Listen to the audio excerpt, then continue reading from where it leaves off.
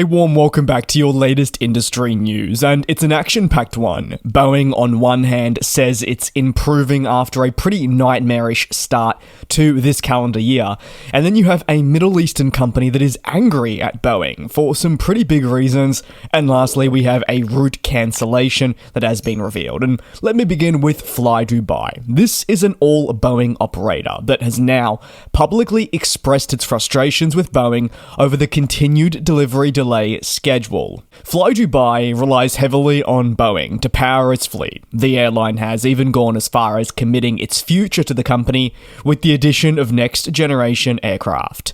The American plane maker has been considered the perfect option for narrow-bodies, such as the 737 MAX and the Boeing 787, the latter set to really redefine how this Middle Eastern giant will operate in the coming decades.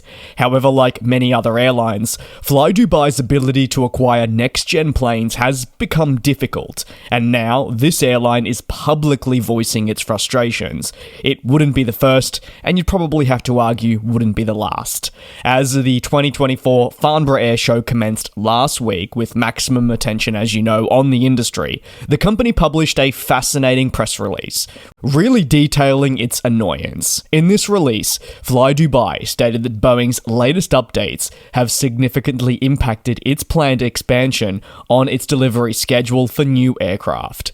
This has forced FlyDubai to pivot its already in place expansion strategies to reflect the lack of new aircraft deliveries over the coming months. FlyDubai has been informed, and this is probably the big bit, it won't be taking delivery of any new aircraft from Boeing for the remainder of this year, which is a crushing blow for its forecasts. The carrier has stated that the reduced capacity it's seeing will affect its customers and extend further to just generally their financial performance, which is a frustrating realization for the airline that they're going to have to battle now for some time. FlyDubai was very quick to say that it still values its long-standing relationship with Boeing.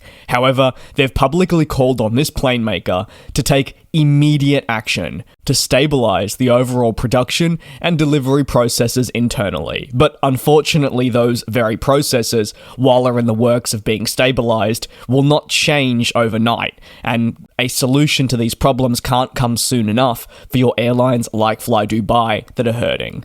Across the space of 3 years, this Dubai-based airline says its delivery schedule has not occurred as intended, and multiple revisions mean 14 deliveries initially expected won't happen when they need them to.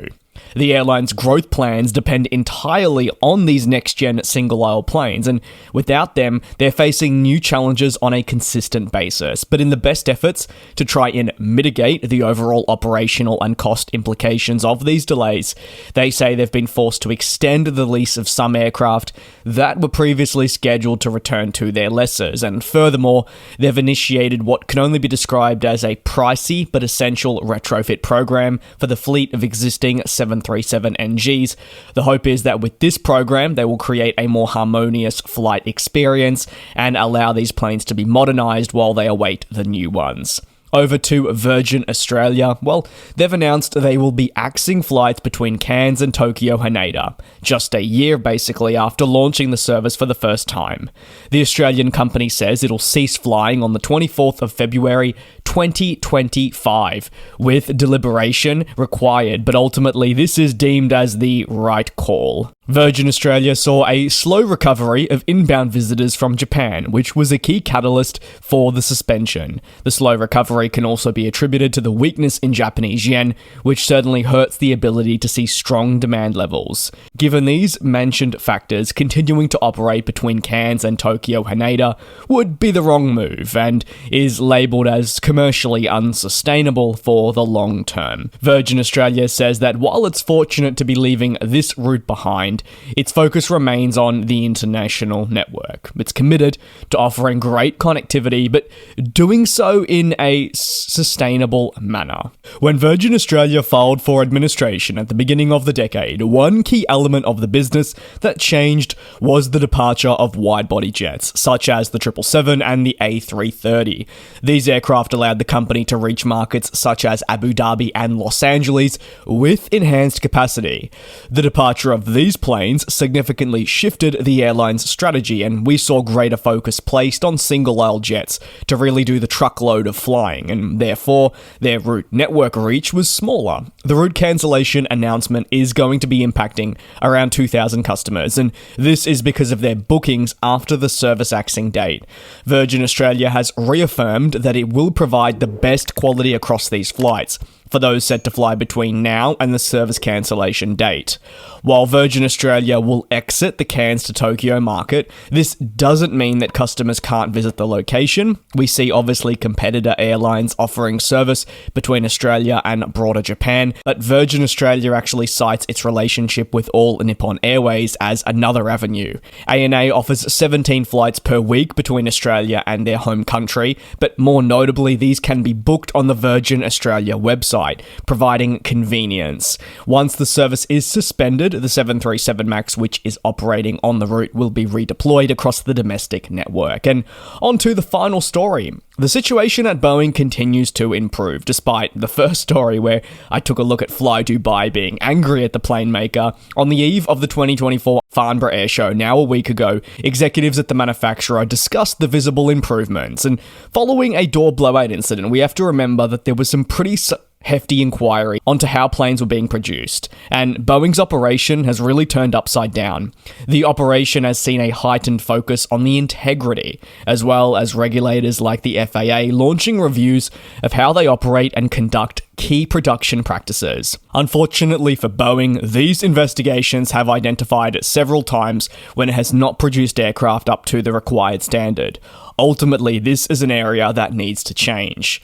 Following these findings and Boeing arguably hitting rock bottom, it has stated it's committed to turning around its fortunes and instilling a revised culture, focusing more on building planes to the highest standard. And as part of this, Boeing is not just choosing, but also, you have to remember, being mandated to invest hundreds of millions into safety programs within their operation. These investments ensure that more employees are going to receive the adequate training required. The ability to speak up will be there, and from top to bottom, there'll be transparency about building aircraft.